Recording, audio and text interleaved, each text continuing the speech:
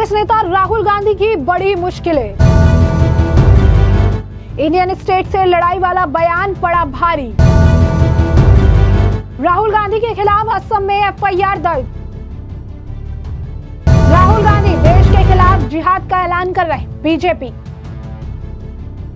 नमस्कार, मैं अंजलि मिश्रा, स्वागत है आप सभी का हमारे चैनल में। कांग्रेस नेता और साथ ही साथ लोकसभा में विपक्ष के नेता राहुल गांधी हाल ही में दिए गए अपने बयान के वजह से अब मुश्किलों में पड़ते नजर आ रहे हैं, जिसमें उन्होंने कहा था कि बीजेपी और आरएसएस ने हर एक संस्था पर कब्जा कर लिया है और हम बीजेपी, आरएसएस और इंडियन स्टेट से लड़ रहे हैं। गुवाहाटी के पान बाजार पुलिस स्टेशन में अब उनके खिलाफ एफआईआर दर्ज कराई गई है। राहुल गांधी ने ये बयान 15 जनवरी 2025 को दिल्ली के कोटला रोड पर कांग्रेस पार्टी के नए मुख्यालय के उद्घाटन के दौरान दिया था। यह एफआईआर बीएनएस की धारा 152 और 157 एक धारा डी के तहत भारत की संप्रभुता, एकता और अखंडता को खतरे में डालने वाले कृत्यों के लिए दर्ज की गई है, जो एक संज्ञेय और गैर जमानती कृत्य है। शिकायतकर्ता मनोजीत चेतिया ने आरोप लगाया कि राहुल गांधी के बयान ने अभिव्यक्ति की स्वतंत्रता की सीमा को पार कर दिया है और सार्वजनिक व्यवस्था और राष्ट्रीय सुरक्षा के लिए गंभीर खतरा पैदा किया है। एफआईआर के अनुसार चेतिया ने अपनी शिकायत में कहा कि ये घोषित करके कि उनकी लड़ाई भारतीय राज्य के खिलाफ है, उन्होंने जानबूझकर जनता के बीच विध्वंसकारी गतिविधियों और विद्रोह को भड़काया है। चुनावी हार से पैदा हुई हताशा के चलते जैसा दिया है बयान।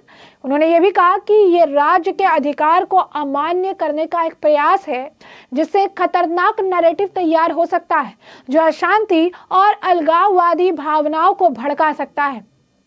चेतिया ने कहा कि राहुल गांधी की टिप्पणी बार बार चुनावी विफलताओं से पैदा हुई हताशा से प्रेरित थी। विपक्ष के नेता के रूप में उनकी जिम्मेदारी लोकतांत्रिक संस्थाओं में जनता का विश्वास बनाए रखना है, लेकिन इसके बजाय उन्होंने झूठ फैलाने और विद्रोह भड़काने के लिए अपने मंच का दुरुपयोग करना चुना। अब ऐसे में क्या बोले थे राहुल गांधी? तो राहुल गांधी ने नए कांग्रेस मुख्यालय के उद्घाटन के बाद पार्टी कार्यकर्ताओं को संबोधित करते हुए बीजेपी और आरएसएस पर जमकर हमला बोला और उन पर देश के सभी संस्थानों पर कब्जा करने का आरोप लगाया था। कांग्रेस नेता ने कहा था कि ये मत सोचो कि हम निष्पक्ष लड़ाई लड़ रहे हैं, इसमें कोई निष्पक्षता नहीं है। यदि आप मानते हैं कि हम बीजेपी आरएसएस के नामक राजनीतिक संगठन से लड़ रहे हैं तो आप समझ नहीं पाएंगे कि क्या हो रहा है। भाजपा और आरएसएस ने हमारे देश की हर एक संस्था पर कब्जा कर लिया है। अब हम भाजपा, आरएसएस और भारतीय राज्य से लड़ रहे हैं। इस बयान के बाद बीजेपी ने भी उन पर जमकर निशाना साधा था और ये कहा था कि राहुल गांधी की जो मानसिकता है वो टुकड़े टुकड़े मानसिकता है, देश विरोधी मानसिकता है। वो इस तरीके के देश विरोधी बयान जानबूझकर देते हैं। अब ऐसे में राहुल गांधी के इस बयान पर जहां पर बीजेपी हमलावर थी, तो वहीं अब दूसरी तरफ अब राहुल गांधी के ऊपर इस बयान को लेकर हुए एफआईआर दर्ज पर भी बीजेपी नेताओं की प्रतिक्रिया है। बीजेपी नेता मजिंदर सिंह सिरसा क्या कह रहे हैं, जरा सुनिए। देखिए, वो तो गलत स्टेट था कि हमारी लड़ाई इंडियन स्टेट के खिलाफ है, वो तो देश के खिलाफ जिहाद हो गया ना। तो आप सीधा इतना ही कह रहे हैं कि जो जिहाद करने का काम करते हैं, आपने भी वही लाइन ले ली कि हम तो अपने देश के खिलाफ जिहाद लड़ रहे हैं। तो ये तो होना ही नहीं चाहिए था, ये तो तुरंत कार्रवाई होनी चाहिए थी। आम आदमी पार्टी सर लिस्ट आ गई 40 स्टार कैंपेनर्स की, अरविंद केजरीवाल, अमिता केजरीवाल, भगवंत मान के नाम भी। नहीं, स्टार कैंपेनर्स कम हैं, तिहाड़ कैंपेनर्स ज्यादा हैं। इनको स्टार कैंपेनर्स मत कहो, इनको तिहाड़ कैंपेनर्स कहो, क्योंकि ये तिहाड़ जेल से ये सारे जमानत पे हैं जो कैंपेनर्स हैं। तो जैसे कि आपने सिरसा को सुना, उन्होंने बताया कि किस तरीके से राहुल गांधी का ये जो बयान है, ये उन्होंने देश के खिलाफ जिहाद का ऐलान कर दिया था। उनके खिलाफ जो है ये पूरी कार्रवाई होनी ही चाहिए। राहुल गांधी कुछ भी बोलते हैं। वह इस मामले को लेकर शहजाद पूनावाला का भी बयान है, क्या कुछ कहना है शहजाद पूनावाला का, जरा सुनिए। देखिए, अब बताया जा रहा है कि राहुल गांधी के इस पूरे वक्तव्य पर कि हम भारतीय स्टेट के खिलाफ लड़ाई लड़ेंगे, उस पर एफआईआर दर्ज करवाई गई है। मुझे लगता है कि ये भारत की संप्रभुता और अखंडता पर हमला था और ये कोई सहयोग नहीं था। ये सोचा समझा सोरोस का उद्योग बन चुका है।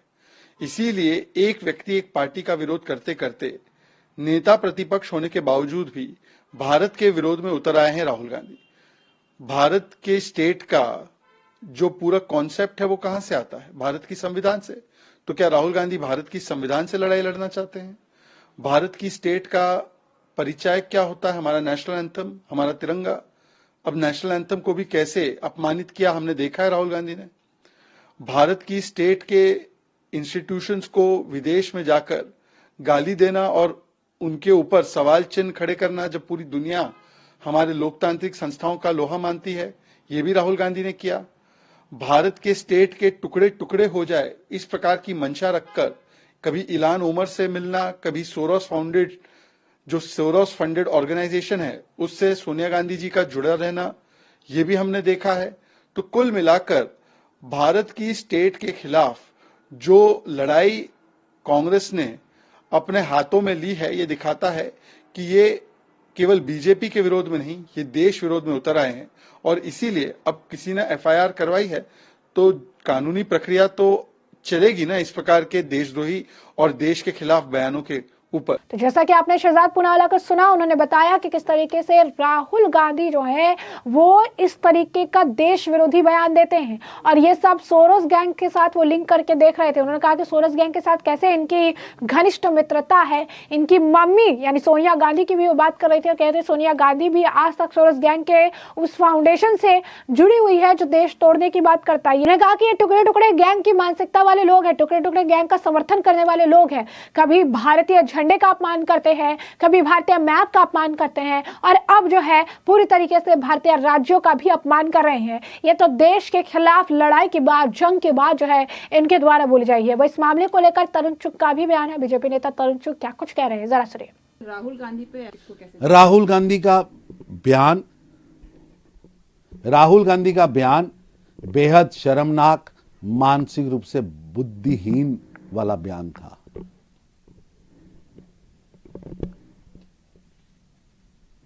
राहुल गांधी की मानसिकता इससे स्पष्ट हो रही है कि वो सार्वजनिक व्यवस्था और राष्ट्रीय सुरक्षा के लिए गंभीर खतरे पैदा कर रहे हैं, विध्वंसकारी गतिविधियों और विद्रोह को भड़का रहे हैं। अब भाजपा संघ से वैचारिक लड़ाई आपकी 4 पीढ़ियां लड़ रही हैं और जनता भाजपा की विचारधारा के साथ सबका विकास की लेकर पूरे देश में मोदी जी का जन समर्थन हर चुनाव में बढ़ रहा है। लेकिन आप भारत की इंडिया स्टेट को चैलेंज दे रहे हैं, उसके खिलाफ लड़ाई घोषित कर रहे हैं। ये विदेशी टूल किट का हिस्सा बनकर भारत को विदेश की धरती पर, भारत की धरती पर बदनाम करने का, लोगों को उकसाने का, लड़ाने का, दंगा कराने का काम राहुल गांधी कर रहे हैं। और अब विदेशी टूल किट को भारत का कोई भी नागरिक सहन नहीं करेगा।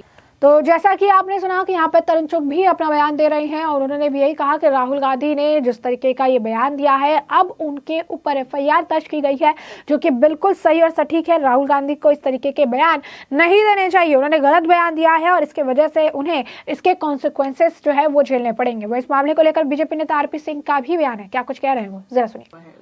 देखिए, राहुल गांधी निरंतर इस प्रकार की भाषा विदेश में जाकर बोलते थे।